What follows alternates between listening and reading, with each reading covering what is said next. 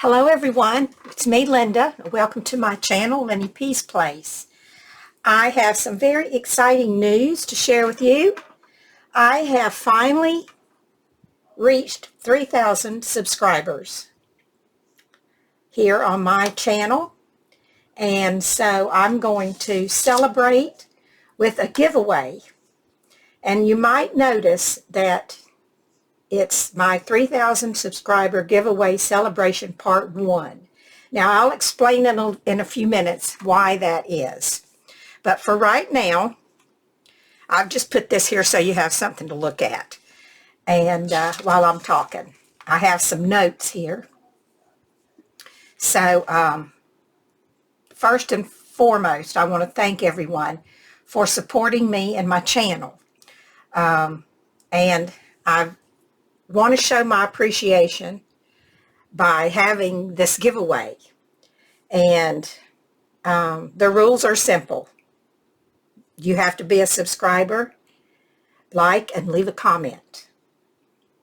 Now, is it just going to be this channel? Nah, can't say. Just going to give you a heads up. It may or may not be, this may or may not be the video that I choose from to do the drawing. It might be a different one. So there's that. Most of my subscribers, they watch all my videos, so they don't have to worry about it. If you are a subscriber but you don't always watch them, then you might want to, watch a few other than just this one. Just say it's up to you. So that's one of the reasons why this is going to be a part 1. But the main reason it's a part 1 is because what did I put down here? Oh, yeah. I've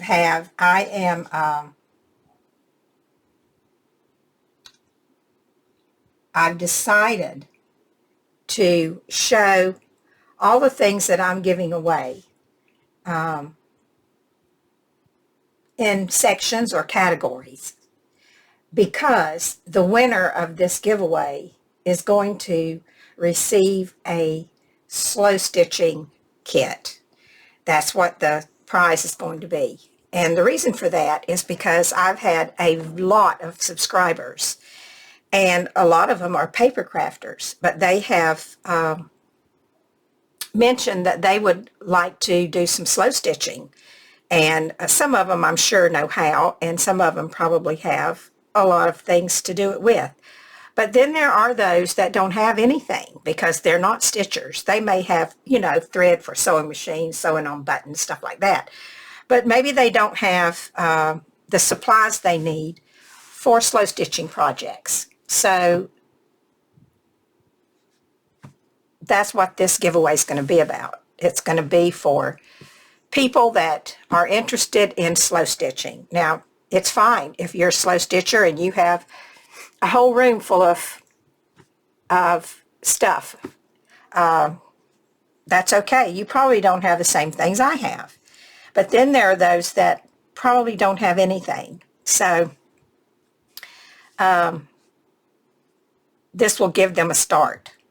Now, if you're not if you don't stitch and you're not interested in stitching, then this probably won't be a giveaway that you'll be interested in winning, because there probably won't be anything in here that you can use. But everybody's welcome to join in. And like I said, the rules are simple. All you have to do is be a subscriber, like, and leave a comment. You might probably want to do it on more than one of these videos, because who knows which one I'm going to choose. Only I know that. Okay, so I'm going to move this out of the way since we've been through all of that stuff. And if there's anything that you missed, you can always go back and watch. But I'll put a little announcement of the rules and stuff down in the description box. So the first thing, because you cannot stitch if you don't have anything to stitch on.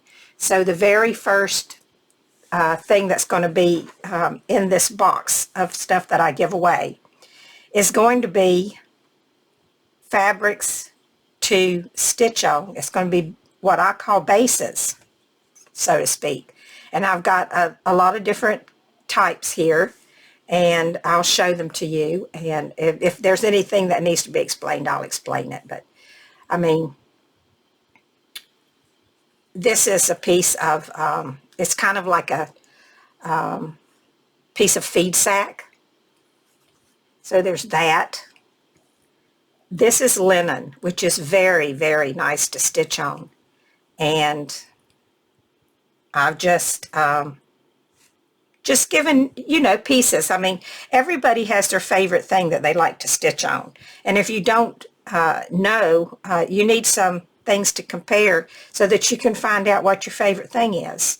Now, I love to stitch on linen. That's one of the things that I like to stitch on.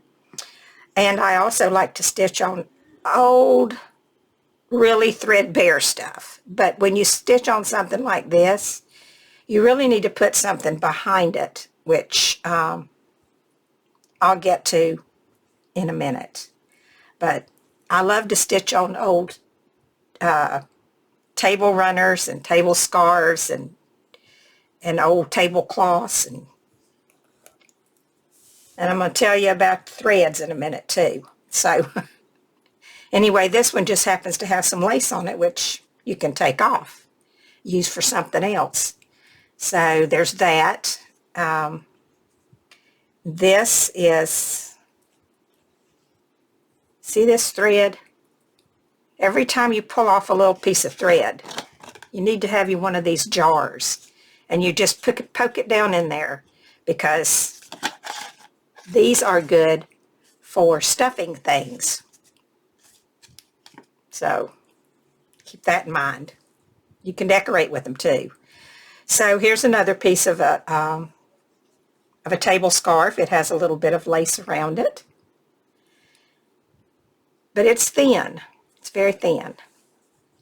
So when you get into these thin things, you really need to put something behind it. This is a nice piece of canvas, and this is like painter's cloth painter's canvas that you get, that painters use when they paint houses, mostly on the inside. They're drop cloths. That's what they are. And I have no idea what this is. It's some sort of fabric. It's heavy enough that you don't need to put anything behind it, but I don't know exactly what to call that. Now, this is really just this is a dryer sheet. And yes, you can stitch on these, but I have it in here just to keep the fabrics from kind of smelling nice. But then you can also stitch on it. And here's a piece. You could stitch on this. You could use this as a base, especially this part, but you would need to put something behind it. So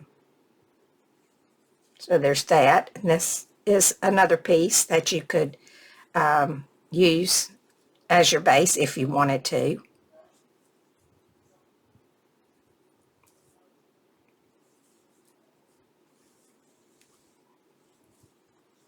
And this is eyelet, which is always good to use. But there again, you need to put something behind it. And there's some more strings. I'll put that right there, and I'll put it in my jar. And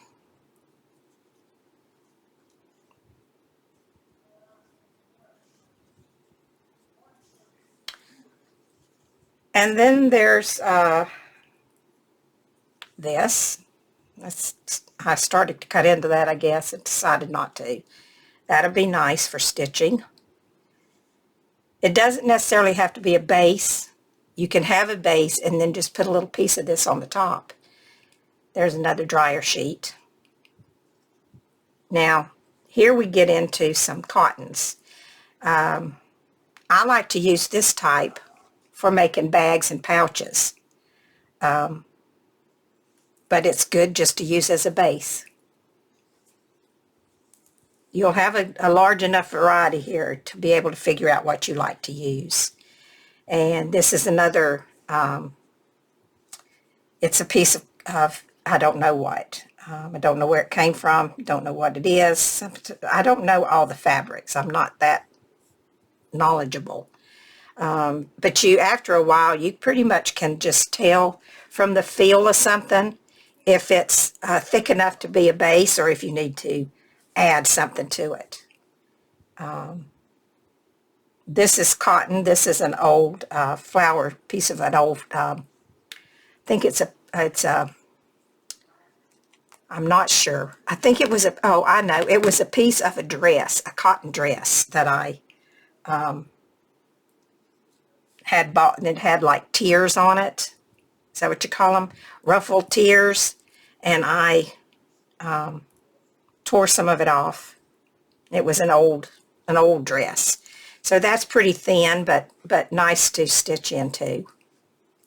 All right, here's things here that you can use for backing. So I just gave you a few examples. You can say you got this. This is a piece of a baby blanket in which I would probably stitch it this way. Let's get something that will kind of show what I'm talking about.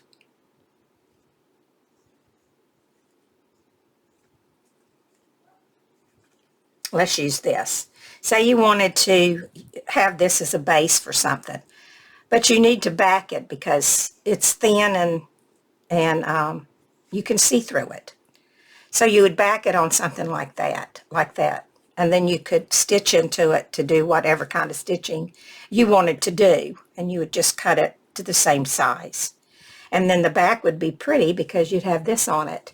But, you know, maybe you would rather have it this way and see through it, just as something a little different. You can't see through it that much, but you can see through it a little bit. So there's that option. If you didn't want that, you could use something like this. This is, I don't know what this is. It's kind of a thicker type of fabric, but it's good for a base. And ignore that phone ringing because it's just my afternoon spam calls. I get them every day at the same time. Okay, this is a piece of wool. Now you can get wool from many places, and you can get it in different thicknesses. Now I don't like a real thick piece, but I do like wool. And the thing is, if you use wool, it like sharpens your needle because it has lanolin in it, and which is nice because it keeps your needle nice and sharp, and you can go through it really easy. Now this was a skirt that belonged to my daughter, and I cut it up and used it because, I mean, it had a liner, and I took the liner out because I didn't want that, but I did want the fabric that the skirt was made out of because it was really super nice and lightweight. So you can use wool for a base. You can, I had some felt somewhere. What did I do with that felt? I was going to show you that. I don't even know where I put it. I had some felt to give to you. Oh, here it is. Now my favorite felt to use is, and I have it here so I can show it to you, is the Warm and Natural. This is the needled cotton batting. Now what I really like is the wool, but I don't have any. All I have is the cotton right now. The wool is more expensive, and I used up all I had and I haven't replaced it, but I will include a piece of this, and this is very nice to stitch into. And so these would be examples of things that are nice to stitch into. The wool, and go to the thrift store and look in the men's section. You'll find lots of men's suit coats. Most of those are wool. A lot of them are wool. You have to check you need to check the label to make sure, but that's a good place. Or look at women's suits. That's what this was, the skirt from a suit that my daughter had. So yeah, and then don't forget to look for, I like baby blankets. The reason I like to use those is because they're not real thick and they work really, really well. And then batting. I use a lot of batting, especially if I'm like making a fabric book and I'm going to slow stitch on it. I like to use this because it makes the book a little heavier, if you know what I'm talking about. So you got your bases to stitch on, and then you have your backings for those pieces that are too thin. I hope that makes sense. There's plenty of people on YouTube that you can go and watch and get instructions from. Okay, now this is just a piece of, this was a cotton sheet. It wasn't a sheet. I'm sorry. It's a pillowcase. And I love to use these. And when I'm looking for something, and I usually like to look for pillowcases rather than sheets, although I do have some sheets, but they take up a lot of space. So I look for pillowcases, and I make sure that they are 100% cotton. And the cotton that I like the best is the Supima. That's S-U-P-I-M-A cotton. And it's the one that I like to use the best. Do I always use that? No, because I can't find it all the time. But that's my favorite one. And that's what this pillowcase is made out of. So I'm giving you a pretty good amount. I gave you half of it. I'm keeping the rest. Because it's hard for me to find it. So there's that. And then I wanted to show you, if you go and you find pillowcases, I wanted to show you, don't forget about the hem, around the top, because you can cut that and you'll get another big piece. And what I like to use these for is, I'll show you. I like to make baskets, little fabric baskets, and I like to use these. To me, they're just the right size, and if it's doubled up, it's perfect. And I like to do my slow stitching sometimes on these, and then I'll put a back on it, and there's plenty of it here to go around and slow stitch on. And then you just need to put a bottom in it, which you slow stitch also. So there's tons and tons of things to do with any scraps that you might have left over. So don't ever throw your little scraps away. And we'll get into scraps next time, because I got a lot of those too. So, and I always like to keep my little strips where the seams are. This was the seams from the pillowcase, and I like to keep these because there's things you can do with these too. So don't ever throw anything away. This makes a cute bow to put on project, just like that. So never throw any of your little pieces away. Keep them because they're always good for something. And when I first started slow stitching, I didn't keep things. I threw them away because I thought, well, that's just a little piece and I don't need it. But then I found later, as I started getting into slow stitching and watching other people, I realized it's those little tiny pieces are the things you want. And when we get to that part, I'll explain it. But for right now, I'm going to end this video because this was all I planned to show you today, was what you need as a foundation, so to speak. You need your base, you need your padding if you need some, and sometimes you need a backing. Sometimes you need to use two things at one time. So that's it for now. I'll be putting up videos on and off every few days or so from now until the drawing, which I don't know if I told you. I'm going to be gone for a couple of weeks to my daughter's. I'm going to make these videos ahead of time so I can still put them up while I'm gone. And the drawing will be when I get back home. And I plan to have the drawing on December the 3rd. That's the day that I'll do the drawing. So I think that you have all the information you need. And I hope you're excited about my giveaway. I'm just so thrilled to have finally gotten to 3,000 subscribers. It has taken me an extremely long time to get there. Now, I'm not monetized. I don't get paid for anything.